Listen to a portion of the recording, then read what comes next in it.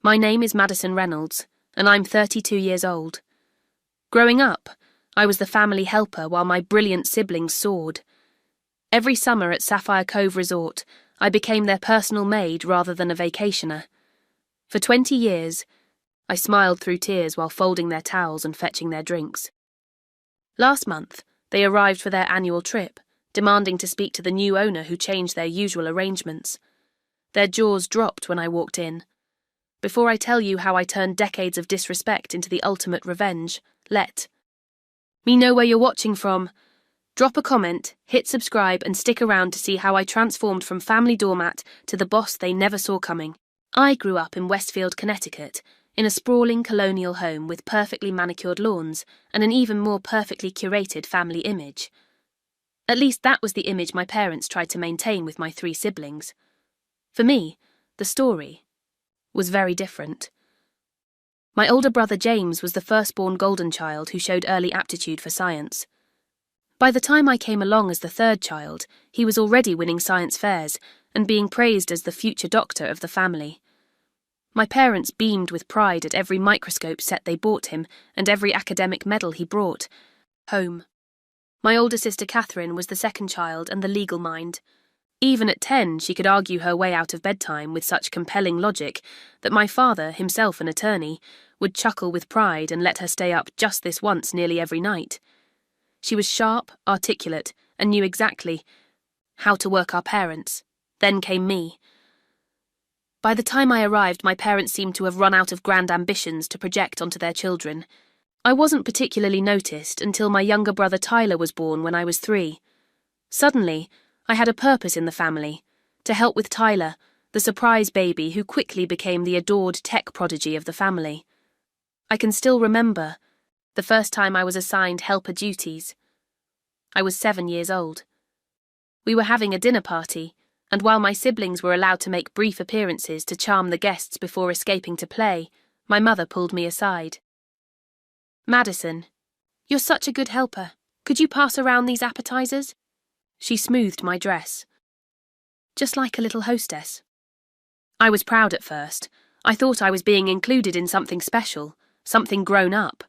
I didn't understand I was being assigned a role that would define my place in the family for decades. The summer I turned 9 was when we took our first trip to Sapphire Cove Resort. It was supposed to be a celebratory vacation after my father made partner at his law firm. The resort was nestled on a pristine beach with crystal blue waters, luxury accommodations, and activities for the whole family. I was so excited about building sandcastles and swimming in the ocean. The first morning, I bounded out of bed ready for adventure. I found my mother in the kitchenette of our suite. "Madison, good, you're up. Could you help me prepare breakfast for everyone? James needs a good meal before his sailing lesson, and Catherine has that tennis clinic. Tyler wants pancakes with blueberries arranged in a smiley face." While my siblings went off to their activities, I spent the morning helping my mother clean up breakfast. By the time we were done, the morning children's program had already started without me. "Maybe tomorrow," my mother said absently, already checking her watch. "Oh, and could you gather everyone's swimsuits from yesterday? They need to be rinsed out before the salt ruins them." That set the pattern for every vacation that followed. While James was learning to sail, Catherine was playing tennis, and Tyler was being coddled through whatever activity caught his interest that day. I was learning to fold towels, organise activities schedules, and keep track of everyone's belongings. Despite being overlooked, I found my own quiet passion. Numbers always made sense to me. While my siblings loudly proclaimed their achievements, I quietly excelled in math. I started managing my small allowance with precision, even creating spreadsheets on our family computer to track my savings goals. Nobody noticed except my math teacher, Mrs. Calloway, who once told me I had a mind for finance. I remember telling my family at dinner that I wanted to work in business or finance someday. "Business is for people who aren't smart enough to be doctors," James said, barely looking up from his plate. "Or lawyers," Catherine added with a smirk. My father chuckled. "Madison, honey, you're good with organising things. Maybe you could be a secretary at a nice company." My mother patted my hand. "You're our practical one. Not everyone needs to have big dreams." I stopped sharing my dreams after that. My high school graduation was the perfect encapsulation of my place in the family. James had just completed his first year of medical school at Harvard. Catherine was finishing her undergraduate degree at Yale and had already been accepted to their law program. Tyler, though still in high school, had just won a national coding competition. I graduated as salutatorian of my class with a full scholarship to State University based on my academic achievement and financial need. My parents didn't want to waste money on my education when there were more promising investments in my siblings. At my graduation ceremony, they showed up late and left early because Tyler had a robotics club meeting that day. My mother's comment, as they rushed me through a quick celebration dinner, "It's not like it's an Ivy League graduation. We'll make a bigger fuss when you finish." They never did. I packed for college with a mixture of excitement and apprehension. While my siblings had been sent off with new laptops, credit cards for emergencies, and frequent care packages, I had a scholarship that covered tuition and a small student loan for housing. Everything else would be up to me. State University wasn't Harvard or Yale, but it had an excellent business program. I declared my major in finance immediately, ignoring my mother's suggestion that I try something easy like communications. My first week, I secured 3 part-time jobs, morning shifts at the campus coffee shop, evening hours at the library, and weekend work tutoring high school students in math. Between classes and work, I averaged 5 hours of sleep a night that first semester, but I maintained a perfect 4.0 GPA. When I called home with my first semester results, my mother's response was, "That's nice, dear. Did you hear, Catherine? Maid law review? And James just got accepted to a prestigious research program." During my sophomore year, I managed to save enough to buy a decent used laptop, replacing the outdated desktop my parents had grudgingly given me as a graduation present. I still remember my roommate Rachel's confusion when she saw me crying after making the purchase. "Why are you upset? You worked hard for that." "Because I just realised no one in my family is going to call to congratulate me on this achievement," I explained. "They probably won't even notice when I mention it." They didn't. The annual family vacation to Sapphire Cove continued throughout my college years. Somehow, despite my busy schedule of classes and multiple jobs, I was expected to join the family. Each summer. And each summer, my role remained the same, the family helper. During my junior year vacation, I caught a terrible cold the day before we left. Despite having a fever of 101 degrees, I was still expected to pack for Tyler, who was 19 by then and perfectly capable of packing for himself. "He's stressed about his internship interview at Microsoft next week," my mother explained. "You know how important this is for his future." At the resort, I spent most of that vacation making soup runs for myself while still organising activities for everyone else. The lowest point came when I was finally feeling better and had arranged to have 1 hour at the resort spa, a gift from Rachel who knew how hard I worked. Just as I was about to leave for my appointment, Catherine spilled red wine on her white dress, the one she planned to wear to dinner with a law school colleague who happened to be vacationing at the same resort. "Madison, you have to help me," she wailed. "You know I can't miss this dinner. It could be a networking opportunity." I missed my spa appointment, spent an hour treating the stain in Catherine's dress, and then styled her hair as a thank you for my help. Nobody asked about my plans that had been disrupted. I graduated summa cum laude with a degree in finance, having already secured a position at Meridian Investments, a prestigious firm that had recruited me after a professor recommended me for an internship during my senior year. The morning of my graduation, I received a text from my mother. "Sorry we can't make it today. Tyler has a regional tennis match. We'll celebrate when you're home next month." I walked across the stage alone, but Rachel and her parents cheered, loudly enough for an entire family. That night, Rachel's father, a bank manager, raised a toast. "To Madison, who will probably be my boss someday. The financial world has no idea what's coming." It was the first time anyone had acknowledged my potential in such a public, proud way. I vowed never to forget how that felt. My starting salary at Meridian was modest, but more money than I'd ever had. I rented a small studio apartment in the city, bought professional clothes from consignment shops, and worked 14-hour days to prove myself. Every morning at 5 a.m, every evening until at least 7 p.m, and often on weekends too. 6 months into the job, I was assigned to assist on a major client acquisition. I stayed up 3 nights straight analysing numbers, finding patterns others had missed, and developing a presentation that ultimately won the account. My supervisor took most of the credit, but he also gave me my first bonus check. $2,000. Dollars might not have seemed like much to my family, but to me it represented something more valuable than money. It was validation. Evidence that I had value in a world that rewarded results. I opened my first investment account with that bonus, making the first independent financial decision of what would eventually become a much larger portfolio. No one in my family knew. They still thought of me as the struggling college graduate who had chosen a practical career because I couldn't aim higher. In their minds, I would always be the helper, the organiser, the family maid. They had no idea I had just taken the first step toward changing all that. My career at Meridian Investments took off like a rocket. While my family continued to view me as the least successful sibling, my colleagues and superiors increasingly recognised my talent for spotting investment opportunities and managing client relationships. By the end of my second year, I'd been promoted twice. By year 5, I was managing my own portfolio of clients and had earned the respect of the firm's partners. My salary had tripled since my starting position, and my bonuses were substantial. I moved from my tiny studio to a comfortable 1-bedroom apartment in a doorman building, though I told my family I had found a better deal on rent, rather than explaining my financial success. Why the secrecy? Years of conditioning had taught me that sharing good news would only invite comparisons or dismissal.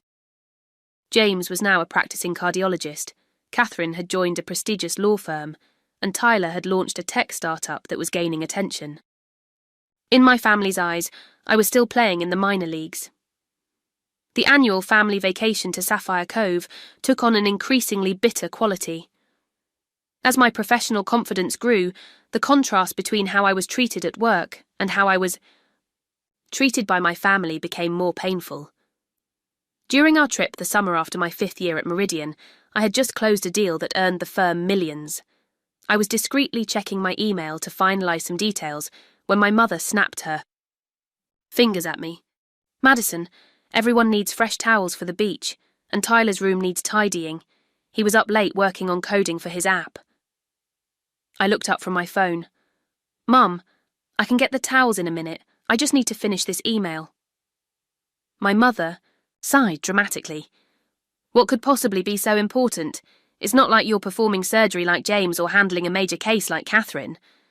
Or inventing the next big thing like me," Tyler added with a smirk. I bit my tongue and finished my email before getting the towels. Later that day, as I was distributing drinks by the pool, my mother introduced me to another family she'd befriended at the resort. "This is Madison, our little resort maid," she said with an affectionate laugh that felt like a slap. "We'd be lost without her organising everything." The woman smiled politely, but I saw the pity in her eyes. That night, I locked myself in the bathroom and cried silently, wondering why I continued to subject myself to this annual ritual of humiliation. As I wiped my tears, I made a promise to myself. This would be the last time they made me feel worthless. I just didn't know yet how I would change things. The next morning, I went for an early walk on the beach to clear my head. Manuel, one of the long-time resort staff members who had always been kind to me, was setting up beach chairs. "Good morning, Miss Madison," he greeted me warmly. "Up early as usual." Over the years, I had developed friendships with many of the staff. Unlike my family, they saw me as a person worthy of respect. They noticed how I was treated and often went out of their way to make me feel valued. "Everything okay at Sapphire Cove, Manuel?" I asked, noticing he seemed tired. He hesitated before answering. "Between us, Miss Madison, things are a bit uncertain. Mr. Collins is thinking of selling. He's getting older, wants to retire. The staff is worried about new ownership." Mr. Collins had owned Sapphire Cove for 30 years. The idea that the resort might change hands sent a strange thrill through me. I spent the rest of that day observing the property with new eyes, noting areas that could be improved, considering the business potential. That evening at dinner, my family was particularly demanding. My father complained about his steak being overcooked. Catherine was rude to the server when her wine wasn't refilled promptly. James monopolised the conversation with stories about his important patients. When the dessert menus arrived, my mother automatically handed mine back to the server. Madison won't be having dessert. She's watching her figure. She hadn't even asked me. As the server walked away, Tyler snickered. Why bother? It's not like anyone's looking. My father chuckled, James smirked, and Catherine gave me a patronising pat on the arm. He's just teasing, Madison, don't be so sensitive. In that moment, something crystallised in my mind. The resort, the disrespect, my financial position. A plan began to form, still fuzzy around the edges, but with a clear central idea. That night, I made a discreet inquiry at the front desk about how one might contact the owner regarding business matters. I was going to change my relationship with Sapphire Cove, and in doing so, change my relationship with my family forever. 6 months after that humiliating family vacation, I received the news I'd been working toward. I was being promoted to senior investment advisor at Meridian. The promotion came with a substantial salary increase, a corner office, and most importantly, respect. You've earned this, Madison, my boss said during the announcement. Your investment strategies have consistently outperformed expectations, and clients specifically request you. You're an asset to this firm. I allowed myself a moment to imagine sharing this news with my family, fantasizing about their surprise and belated pride. But I knew better. James would minimize it as just pushing paper. Catherine would compare it unfavorably to her recent case win. Tyler would make a joke about me being good at managing money because I was so boring I had nothing to spend it on. Instead of sharing my success, I channeled my energy into the plan that had been forming since my last visit to Sapphire Cove. The day after my promotion, I called Mr. Collins and requested a private meeting to discuss the resort. We met 2 weeks later in New York, where he was visiting his daughter. Mr. Collins was a distinguished man in his 70s, with a weathered face and kind eyes that crinkled when he smiled. When the front desk told me a Madison Reynolds wanted to discuss business opportunities, I was intrigued, he said as we sat down for lunch. I've watched you grow up during your family's visits. Always the quiet one, always working. Very different from the rest of them. I smiled, surprised he had noticed me at all. The resort has been my life's work, he continued. But I'm 78 now. My wife passed last year, and my children have their own careers. None of them want to take over operations. I understand you're considering selling, I said carefully. He nodded. Word gets around. Yes, I've had some interest from hotel chains looking to acquire properties in the area. But they'd change everything, probably lay off half the staff who've been with me for decades. I took a deep breath. What if there was another option? Someone who knows Sapphire Cove, appreciates its character, and wants to preserve what makes it special while making strategic improvements. Mr. Collins studied me with newfound interest. Are you saying what I think you're saying, Madison? I'd like to explore the possibility of purchasing Sapphire Cove, I said, surprising myself with how confident I sounded. I have the financial resources, the business acumen, and a personal connection to the property. Over the next hour, I laid out my vision for the resort, my financial qualifications, and my commitment to retaining staff. By the end of our lunch, Mr. Collins had agreed to open his books to me and consider my offer before making a decision. For the next 3 months, I worked my regular job during the day and spent evenings analysing Sapphire Cove's financials. The resort was profitable, but had potential for significant growth with targeted investments in modernisation and marketing. I developed a detailed business plan and secured financing through a combination of my own savings, a business loan based on my stellar credit and financial history, and a few private investors I knew through my work. All the while, my family remained completely unaware of my financial success or my plans. When they called, which wasn't often, they still treated me like the family doormat. My mother asked if I could help plan a surprise party for James, who had just been named head of cardiology at his hospital. Catherine needed me to research vacation options for her and her new boyfriend. Tyler wanted advice on what gift to get for our parents' anniversary, though he had no intention of actually shopping for it himself. The annual family vacation to Sapphire Cove was approaching again. This would be the last one where they saw me as the family maid. The vacation itself was particularly trying. I had just made a substantial offer on the resort, but had to pretend everything was normal, while my family continued their pattern of treating me like staff. The lowest point came midweek. I had scheduled a massage at the spa, a rare indulgence, for myself after months of working 2 full-time jobs essentially, my regular position, and the intense work of preparing to purchase a resort. 20 minutes before my appointment, my mother frantically called my cell phone. "Madison, where are you? Your father lost his prescription sunglasses, Catherine can't find her room key, and Tyler needs someone to drive him to the marina because he's meeting friends for a sailing trip." "Mum, I have an appointment in 20 minutes, I said, trying to stand my ground. "An appointment? What kind of appointment could be more important than helping your family? We only have 3 days left of vacation."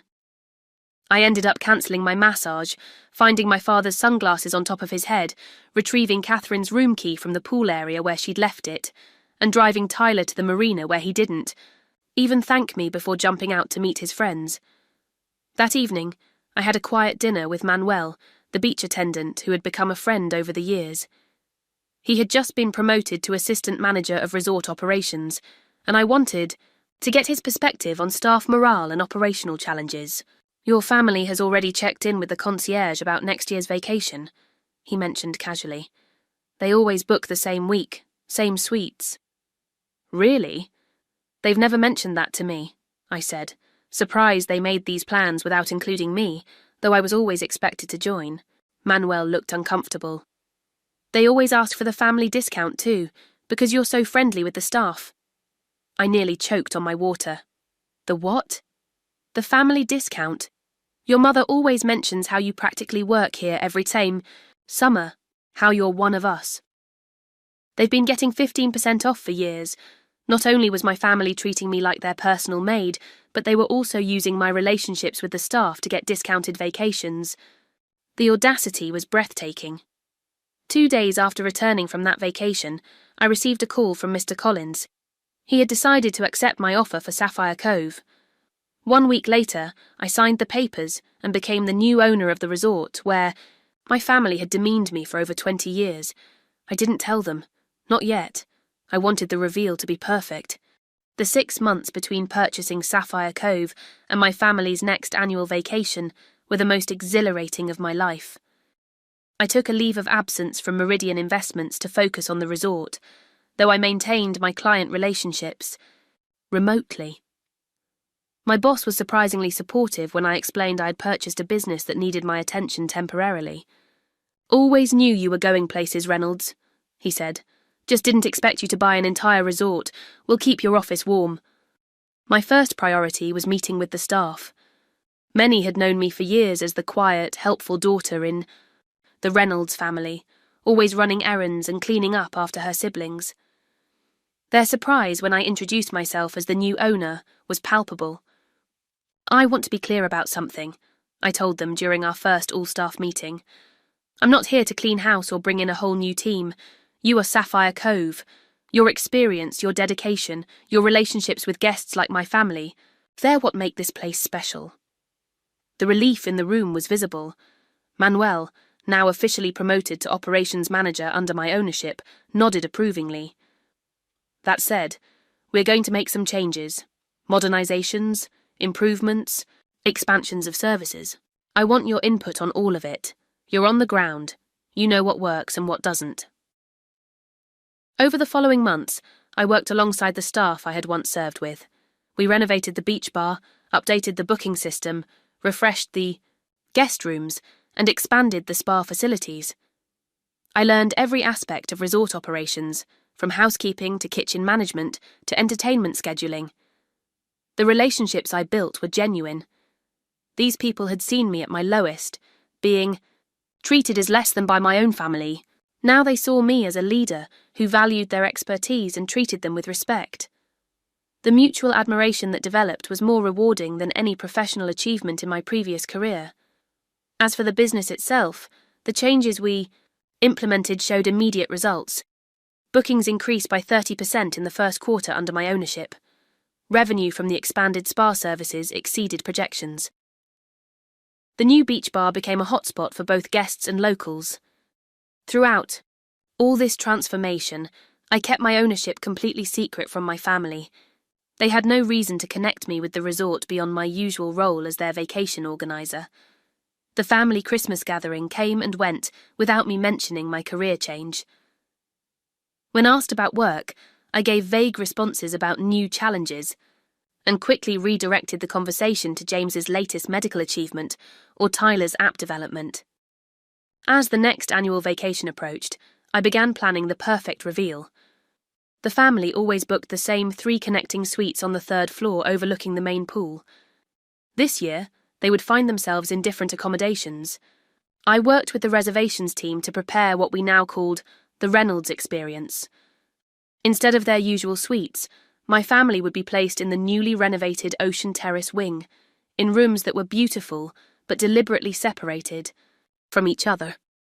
James and his wife would be in the north corner, my parents in the central suite, Catherine in a garden view room, and Tyler in the south wing. The layout would make it impossible for them to use me as their central coordinator. They would have to either manage their own vacation details or rely on the actual resort staff, whose instructions were to provide excellent service but not special treatment. I also prepared the owner's office, a spacious room with floor-to-ceiling windows, overlooking the ocean. The previous owner had rarely used it, preferring to work from his private residence on the property. I transformed it into a sophisticated space that reflected my professional accomplishments, with subtle touches that contrasted sharply with how my family perceived me. The week before their arrival, I met with the key staff members who would be involved in the reveal. "They'll eventually demand to speak to the owner," I explained. "When that happens, don't correct any assumptions they might make. Just say the owner will meet with them at 4 p.m. in the main office." Manuel grinned. "I've waited 20 years to see this, Miss Madison." The day before my family was scheduled to arrive, I checked into the resort myself, taking the owner's penthouse suite that had also been completely renovated. Standing on the balcony overlooking the property I now owned, I felt a surge of emotions: pride in what I had accomplished, anticipation for the coming revelation, and a lingering sadness for the years of diminishment I had endured. "Tomorrow," I said to the setting sun, "everything changes." The text from my mother arrived at 9:30 a.m. "We're checking in now. Where are you? We need help with the luggage and activity scheduling." I didn't respond. Instead, I watched on the security monitors as my family arrived in their usual chaotic fashion. My father complained about the parking situation. My mother fretted about room assignments. James looked impatient, checking his watch repeatedly. Catherine was already on her phone, barely acknowledging the staff. Tyler had his headphones on, completely disengaged. The front desk staff performed exactly as rehearsed: pleasant, professional, and completely unhelpful regarding their requests for their usual rooms. "I'm so sorry, Mr. and Mrs. Reynolds," the front desk manager said with practiced regret. "The resort has undergone some changes under new ownership. Your previous accommodations are no longer available as connected suites." "New ownership?" my father repeated, frowning. "Since when?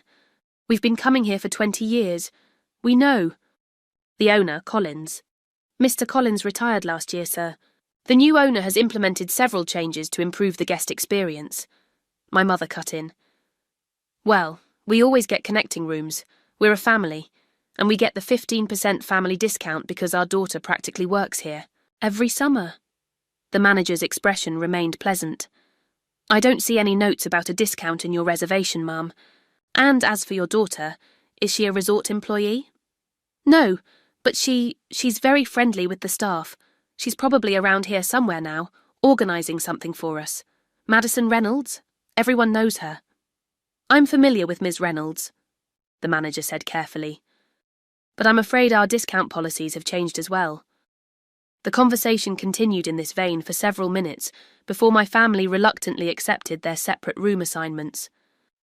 I continued monitoring the situation throughout the day as they attempted to reassert their usual patterns. Catherine tried to order room service outside of normal hours and was politely declined.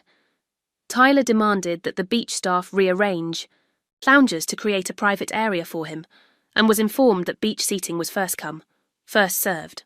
James asked for special treatment at the restaurant and was told reservations were required for everyone. By 3 p.m, the text messages to my phone had become increasingly frantic. Mum. Where are you? Everything is different and difficult this year. Dad. Your mother is upset. We need you to sort things out with the staff. Catherine. This place has gone downhill. The new owner clearly doesn't know what they're doing. Tyler. Dude, where are you? Everything sucks this year. Atakai. 3:30. I received the call I had been waiting for. My family had collectively demanded to speak to the resort owner and had been given an appointment at 4 p.m. I dressed carefully in a tailored blue suit that projected authority without being ostentatious. I arranged my hair in a sleek, professional style, so different from the casual ponytail I usually wore on family vacations. A touch of makeup, subtle jewellery, and my most comfortable heels completed the transformation. At precisely 4 p.m, I was seated behind the desk in the owner's office when my family was escorted in by Manuel. They were too busy complaining to notice me at first. This is unacceptable, my father was saying. We've been loyal guests for 20 years, and suddenly we're treated like we've never been here before. The service has declined significantly, my mother added. And where is Madison? She always organises everything for us, but she's completely disappeared this year. Manuel suppressed a smile. The owner will address all your concerns. He stepped aside, finally giving them a clear view of who was sitting behind the desk. The stunned silence that followed was worth every moment of the 20 years I had spent being overlooked and undervalued. James recovered first. Madison, what are you doing in here? We've been looking everywhere for you. Did they hire you to work at the resort officially or something? I smiled calmly. No, James, they didn't hire me. I paused, savouring the moment. I bought the resort. 5 pairs of eyes widened simultaneously. My mother actually took a step backward. My father's mouth opened and closed without producing sound. That's not possible, Catherine finally said. You can't afford to buy a resort.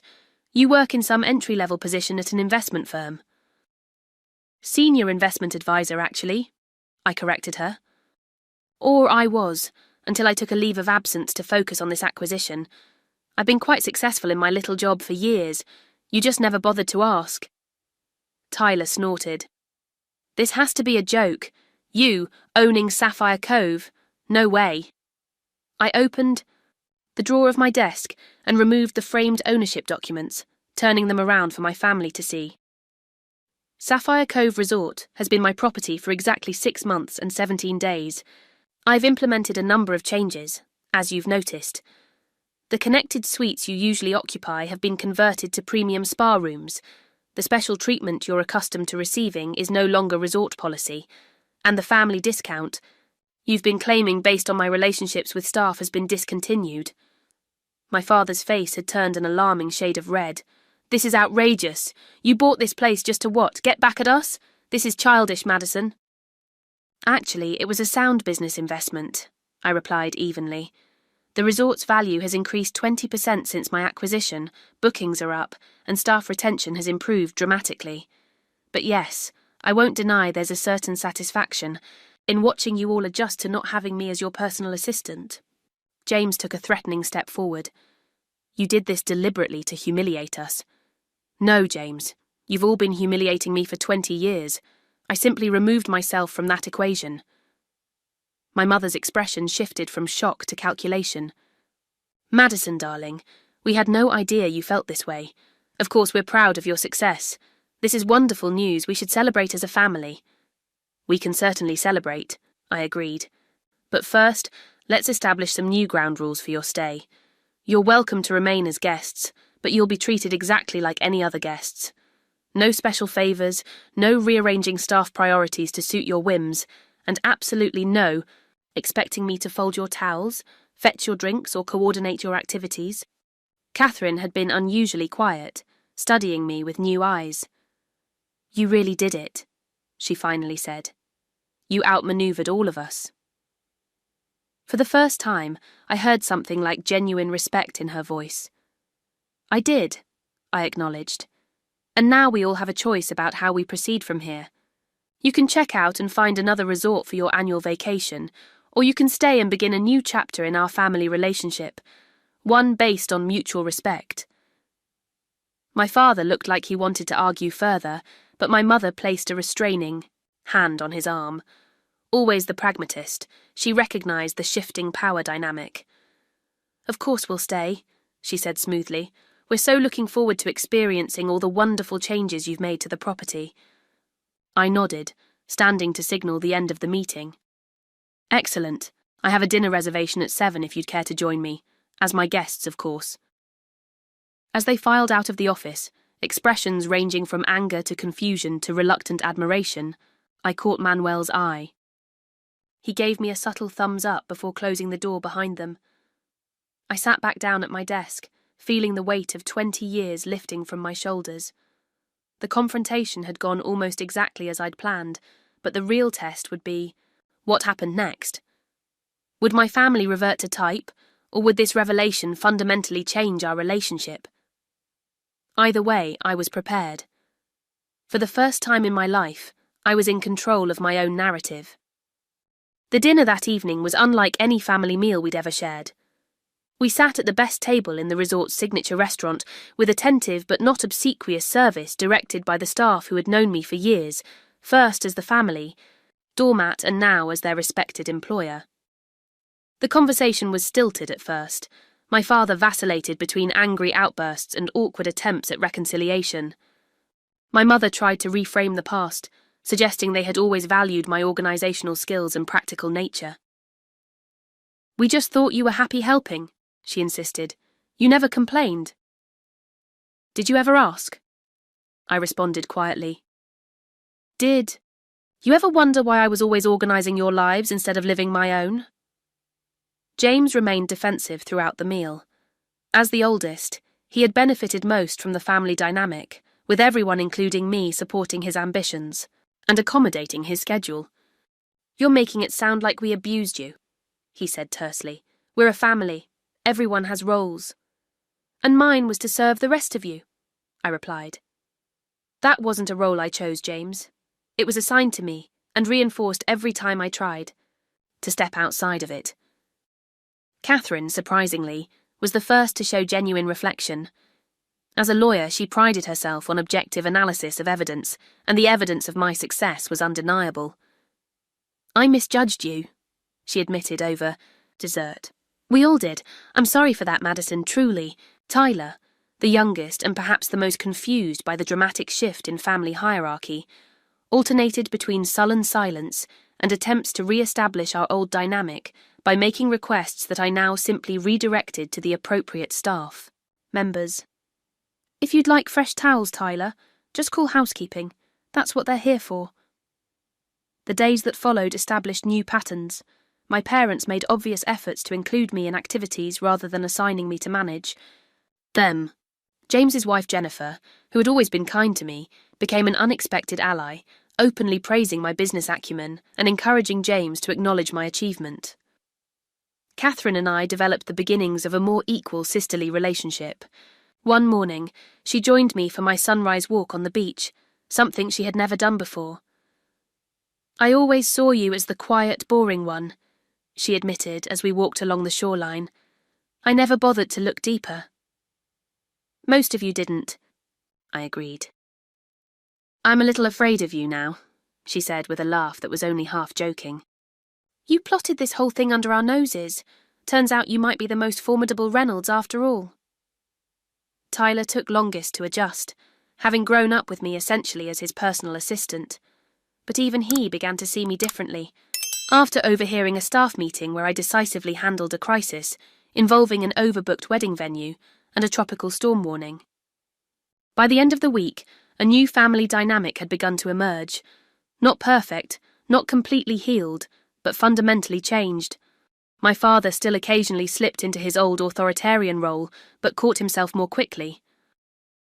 My mother made genuine efforts to get to know me as a person, rather than just a function. James maintained some distance, but treated me with new respect. Catherine and I planned to meet in New York for lunch the following month, a first in our adult relationship. The most profound changes, however, weren't in my family but in myself. Purchasing Sapphire Cove had been a business decision wrapped in an emotional one, but running it had become a joy I hadn't anticipated. I found purpose in creating a place where families could truly connect, where staff were valued, where the beauty of the location was preserved, while being made accessible to guests. 6 months after my family's revelatory vacation, I made the decision to resign from Meridian Investments and focus on the resort full-time. I expanded the property, adding an environmental education centre and a programme that brought underprivileged children to experience the ocean, many for the first time. I began therapy, working through the complex emotions of being undervalued for so many years. I developed new friendships, genuine ones based on mutual respect rather than usefulness. I even started dating, something I had always put on the back burner while managing everyone else's lives. Some family relationships improved dramatically, others remained complicated. My mother and I developed a closer bond once she stopped, seeing me as an extension of her organisational needs, and started seeing me as a successful woman in my own right. Catherine and I discovered we had more in common than we thought once we moved past our assigned family roles. My father struggled more with the new dynamic, but a health scare 2 years after my purchase of the resort softened him considerably. During his recovery, I arranged for the best care and visited regularly, not out of obligation, but from genuine concern. One afternoon, as I was leaving his hospital room, he caught my hand. "I was wrong about you, Maddie," he said, using a childhood nickname he had abandoned when I was 12. "You weren't just the practical one, you were the strong one all along." The annual family vacation tradition continued, but transformed. Now they visited my resort as my guests, treated equally to all other visitors. Sometimes I joined them for activities, sometimes I was busy running the business. The difference was that now it was my choice. 3 years after buying Sapphire Cove, I hosted the resort's first annual Staff Appreciation Day, a celebration of the people who made the resort special. As I stood addressing the team that had become my chosen family, I reflected on the journey that had brought me there. Sometimes the greatest gift we can give ourselves is to rewrite the story others have written for us, I told them. Each of you has value that goes beyond your function. Each of you deserves respect, appreciation, and the chance to define your own path. I looked out at the faces of people who had seen me at my lowest and now stood with me at my highest. People who had never treated me like a maid, but had always seen the potential beneath the role my family had assigned me. The true measure of success isn't in what you own or what title you hold, I concluded. It's in creating a life where you are valued for who you are, not just what you do for others.